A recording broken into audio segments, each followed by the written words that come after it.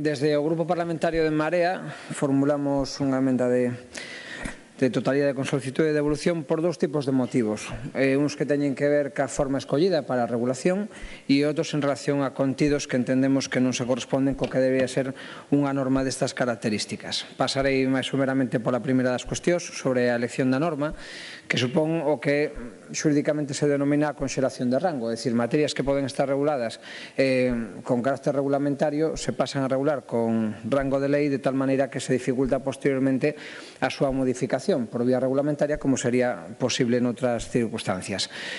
Para isto e para ver se é idóneo ou non é idóneo neste sector a regulación pola vía de lei, temos que botar vista en primeiro lugar de como se procedeu hasta ahora esta regulación e cal é o estado actual da cuestión a nivel normativo. Quero recordar que nos últimos 11 anos houve 3 intervencións legislativas en materia de administración electrónica e 4 posteriores ou entremezcladas de carácter regulamentario. É dicir, que haxa 3 intervencións legislativas durante este tempo é un pouco unha anomalía que ven caracterizada fundamentalmente polo cambio tecnolóxico e polo progreso que dentro da propia administración ten un impacto de evolución das novas tecnoloxías. Isto dá lugar a que, en paralelo a esta innovación con rango de lei, se teña que producir novos desenvolvementos con carácter regulamentario. E esta é a situación que nos atopamos agora. Unha situación na que, ademais, está producindo basicamente un desenvolvemento de normas básicas estatais que teñen natureza técnica e que veñen condicionadas precisamente por ese cambio tecnolóxico. Nos pensamos, como consecuencia deste contexto, que é inapropiado facelo por unha nova norma con rango legal, porque xa existen normas de rango legal que son de carácter básico, de carácter estatal, que son as que fixan o marco regulatorio e que, polo tanto, dada a propia natureza da materia, é dicir, norma técnica, sería máis apropiado facelo por vía regulamentaria porque iso permitiría unha maior adaptación ao cambio tecnolóxico. É dicir, bastaría un cambio tecnolóxico e unha posterior reforma regulamentaria e non todo o procedemento legislativo para podernos adaptar e non ir moito máis tarde a nivel administrativo con relación ao cambio tecnolóxico, algo que facilita a vía regulamentaria e non a vía legal. Finalmente, tamén por outra cuestión de carácter xurídico, e é que cando se trata de normas básicas e normas estatais, a legislación de desenvolvemento, se non incorpora novos dereitos ou non achega nada novo, considera o Tribunal Constitucional que se trata dunha sorte de lei repetida que censura en canto a forma de produción normativa. Por lo tanto, nos pensamos que con estas razóns sería mellor facelo por vía regulamentaria e non por vía legal. Hai unha constatación adicional, ademais, é que esta nova norma con rango legal non innova o ordenamento xurídico e hai varios recoñecementos disto. O primeiro deles xa se fixo aquí con relación á propia memoria económica. O feito de que se fale de que non ten ningún tipo de custo económico xa abonda no feito de que non ten impacto real ni na propia administración ni nas relacións coa cidadanía. E, en segundo lugar, porque non se afrontan nesta norma, ao carecer tamén de memoria económica, os cambios necesarios para responder desde o punto de vista da propia administración ás transformacións que esta administración digital vai supor na demanda tanto de emprego público a nivel cualitativo, no perfil profesional e funcional dos efectivos, como a nivel cuantitativo polo número de efectivos. Por lo tanto, estamos, na nosa opinión, nunha cuestión máis de carácter simbólico ou propagandístico por parte do Goberno que nunha cuestión que realmente teña un impacto na legislación, na atribución de dereitos e de deberes á cidadanía. Pero, entrando xa nas cuestións de fondo, que son as que nos parecen máis relevantes, as razóns que motivan en Marea a presentación desta emenda son, en primeiro lugar, consideracións que teñen que ver coa equidade, a necesidade de superación da fenda digital, a garantía de acceso de forma competitiva ás redes en todo o territorio, a igualdade ou tamén a propia imposibilidade de garantir o carácter público dos servicios, o cal nos fai rexeitar este proxecto. Dúas consideracións previas. A primeira, substantiva, que despois desenvolverei, que ten que ver cos dereitos, non?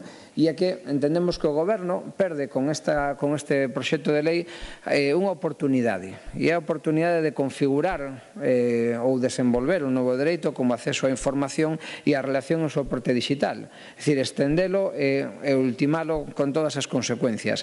Pensamos que a día de hoxe, e está recollido en diversos textos internacionais, o acceso ás redes de información e a relación plenamente digital debería de considerarse un dereito básico de carácter incluso fundamental, pero en todo caso con conectado como un dereito básico da cidadanía. Para que? Para que nunha sociedade que se pretende moderna, nunha democracia que se pretende avanzada como a nosa, as relacións podan ser tamén, se así se desexa, e parece que ao que sería coherente coa cohesión social, que estuvese toda a sociedade plenamente capacitada para esa relación digital. Ben, isto supón a atribución dunha serie de deitos á cidadanía que estuvesen desenvolvidos nesta lei, o cal suporía tamén non solamente pedir aos propios cidadáns, sino tamén e sobre todo responder cunha serie de obrigacións por parte da administración, singularmente os que teñen que ver con esa superación desa fenda digital a que ahora me referirei. Ben, nada disto hai nesta norma, hai algunha atribución ou máis ben declaración de intencións, pero que non está completada en que se vai traducir isto a nivel legal. E en segundo lugar, con carácter previo, queremos tamén denunciar, igual que fixo o interveniente do BNG, de novo o proceso de privatización, non encuberto, máis ben explícito, que se produce con ocasión ou coa excusa da modernización tecnolóxica. Se contempla e se recoñece neste proxecto a necesidade de exercer a xestión indirecta de determinados servicios que teñen que ver coa digitalización e a administración digital. Xa se falou antes do papel que cumple Antega, do papel que cumplen determinadas empresas que son as que están xestionando todos os grandes datos e toda a grande xa información que se xenera no noso país por medio da Administración Pública Galega. Nos pensamos que, en primeiro lugar, debido ao carácter estratégico da digitalización das relacións administrativas, en segundo lugar, a vulnerabilidade dos datos de carácter personal que vemos constantemente, non solamente a nivel galego, quero recordar o caso da caída del SNET ano pasado, a que me referiré posteriormente, sino tamén a nivel internacional e os fallos de seguridade. En terceiro lugar, a frecuente corrupción que foi asociada e que sigue estando asociada á externalización de servicios públicos e que ocupa o 90% dos casos de corrupción investigados neste momento en Galicia. E, finalmente, o encarecemento do servicio e o empeoramento da súa calidade, algo que non é un ditamen de Marea, senón do propio Consello de Contas de Galicia, aconsella, na nosa opinión, o desenvolvemento dun servicio netamente público para evitar que máis información sensible e estratégica da cidadanía acabe en mans de grupos empresariais que acumulen un enorme poder a través da xestión de información privilexiada da cidadanía de Galicia. En canto aos contidos de fondo, voume referir a 9 cuestións que para nós son básicas e que non se contemplan ou se contempla con un enfoque, na nosa opinión, erróneo nesta lei. En primeiro lugar, pasar da burocracia en papel á burocracia digital. Non hai nesta norma unha mellora sustancial do acceso aos servicios porque non se produce unha simplificación sustancial dos procedementos. O que se produce é un cambio de soporte no que se produce esa relación, pero non unha simplificación. Por lo tanto, hai un mantra que se repite tamén, que como consecuencia da digitalización se produce unha simplificación, pero xa o propio feito do certificado digital, por poñer un caso, é algo que dificulta as relacións a un segmento non menor da poboación e non se establece ningún tipo de medidas que contribuan a simplificar toda esa simple digitalización da burocracia. En segundo lugar, o que nos denominados, ou está denominado a exclusión digital. Non se contemplan aquí medidas e xa estamos no desenvolvemento dunha norma estatal básica que fomenten a equidade no acceso ao servizo.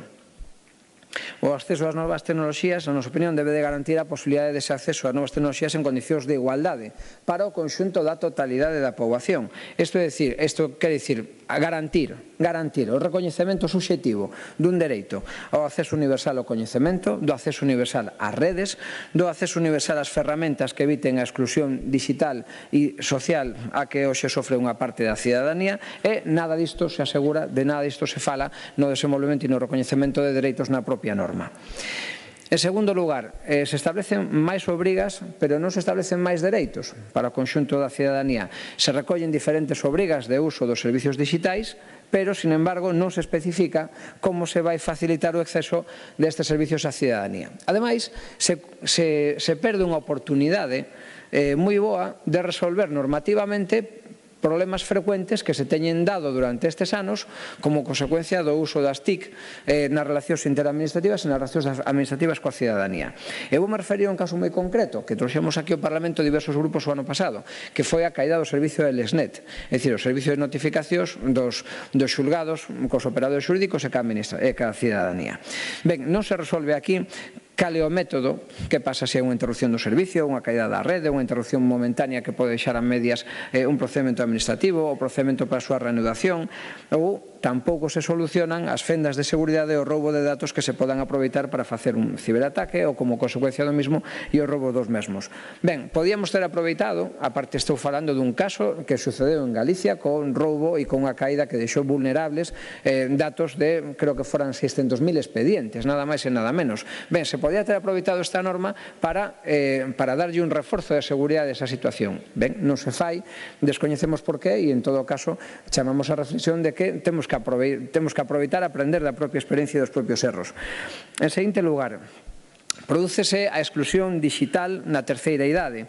Hai unha serie de problemas encubertos aos que non se dá solución en orzamento. A aplicación simple desta norma levará moitos dos concellos os que se levan referidos outros intervenientes aquí, concellos con poboación envellecida, onde seña necesario que a cidadanía da terceira idade ou que ten máis dificultades de acceso teña que desenvolverse en relación por medio digital, que os propios concellos teñan que dispoñer personal ou máis personal ou novo personal para cumplir cunha serie de trámites e axudar a xente a que poda desenvolvelos para que podan cumplir cas obrigas que se establecen nesta lei de forma xa inmediata, de forma progresiva. Ben, non está previsto orzamentariamente cal pode ser o impacto e non se resolve de que maneira eso se vai encaixar. Polo tanto, hai unha declaración de novos deberes sin o establecemento de facilidades para o cumplimento dos novos deberes. Hai tamén unha aleatoriedade na atribución da obriga da comunicación digital.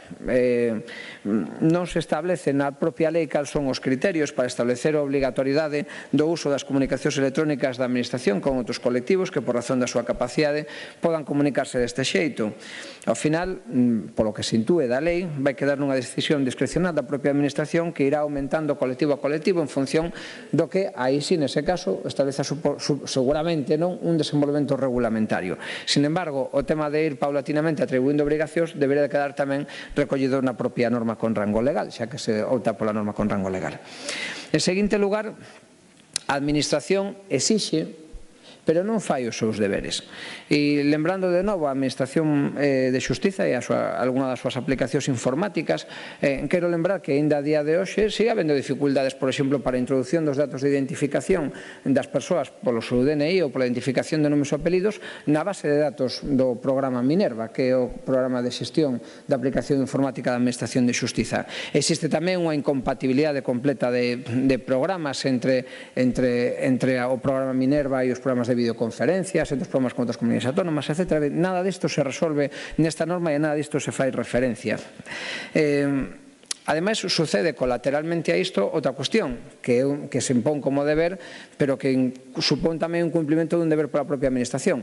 Esta digitalización impón unha serie de deberes que non eximen do cumplimento da achega de documentos dos que xa dispón a Administración, pero que os dispón o soporte de papel e non o soporte digital. Por poñer un exemplo básico, o DNI, cando está achegado en papel á Administración nese outro procedimento, igualmente se exixe ao cidadán, cando normal sería que a Administración se dispón dese documento ou incorpore xa de forma digital e non se lle exixe ao cidadán incorporalo a él de novo pola vía digital, porque senón están cumplindo unha obrigación que establece xa a Lei de Procedimento Administrativo Común, que é a de que non se exixan datos que xa obran en poder da propia Administración. En segundo lugar, non se establecen aquí canles normalizados de interoperabilidade entre a Administración, e vou me referir outra vez máis a programas que utiliza a Xunta de Galicia, a Administración Pública Galega, por exemplo, da Axencia Tributaria Galega, cos programas de xestión da propia Administración de Xustiza, desde os letrados e letradas da Administración de Xustiza, por exemplo, para o cumplimento de obrigas derivadas de resolucións judiciais. Non hai nada desto e se está perdendo unha ocasión magnífica para facelo. E tampouco se establecen as condicións necesarias de seguridade para que os datos flúan correctamente sen que haxa fugas de información e con respecto disposto na normativa de protección de datos tanto comunitaria como estatal, e volvo a remitirme unha vez máis aos exemplos da caída de seguridade del Exnet do ano pasado. Ademais, existe unha desatención á diversidade funcional. Non se regula como se vai garantir o acceso ás persoas con diversidade funcional, porque non se contempla no proxecto mecanismos para asegurar esa igualdade absoluta e a inexistencia de barreiras no acceso a persoas con diversidade funcional. Existe tamén, na nosa opinión, unha exclusión digital social. Fálase na norma, é certo, de colectivos en risco de exclusión digital, pero non se recollen os mecanismos para evitar a exclusión exclusión digital. Dunha banda, a día de hoxe, é situación actual, non existen tarifas de carácter social accesible para persoas en risco de exclusión ou familias con dificultades económicas, etc. E, ao mesmo tempo, con consecuencia da presentación deste proxecto, non se contemplan mecanismos públicos para corrixir esta situación. Non me vou referir, non vou tampouco parar máis naquela situación que denunciamos ao principio da legislatura, cando o acceso para determinados colectivos en risco de exclusión social de determinadas axudas solamente se podía formular por vía digital, de tal maneira que xente que non podía pagar a factura da luz se exixía que se fixesen os trámites por vía telemática, non? Ben, eso era a oportunidade agora de solucionalo agora. Vou rematando, señor presidente. Simplemente relacionar tamén problemas de restricción de competencia de exclusión digital territorial. Fálase aquí nesta lei tamén de xeito recorrente sobre a capacitación digital das persoas para fomentar a igualdade e a participación da cidadanía. E, sin embargo, isto non é posible sen que a rede de banda ancha chegue a todos os recunchos no noso país. E voulle poñer un exemplo concreto. No Concello de Baralla, no Concello, e foi o caso real, de Baralla non hai pares libres, que é a estrutura de conexión que unha empresa ten que deixar a competencia e pasar con Telefónica, non se pode garantir o acceso á rede e, polo tanto, nin o fomento da economía, nin a través da riqueza xerada polo comercio, etc., de todas as bondades das que vostede acaba de falar, cando non se facilita realmente a competencia e non se establecen mecanismos para verificar que a competencia efectiva se produce directamente unha exclusión territorial por falta de capacidade tecnolóxica, precisamente por incumplimento das empresas que neste momento teñen un monopolio da fibra ou que actúan en régimen de monopolio en determinados concellos para poder acceder incluso aos demais competidores ese acceso. Por todas estas razóns, nos consideramos que é necesaria a devolución do proxecto e unha reformulación en toda a súa extensión. Moitas gracias. Gracias, señor Villares.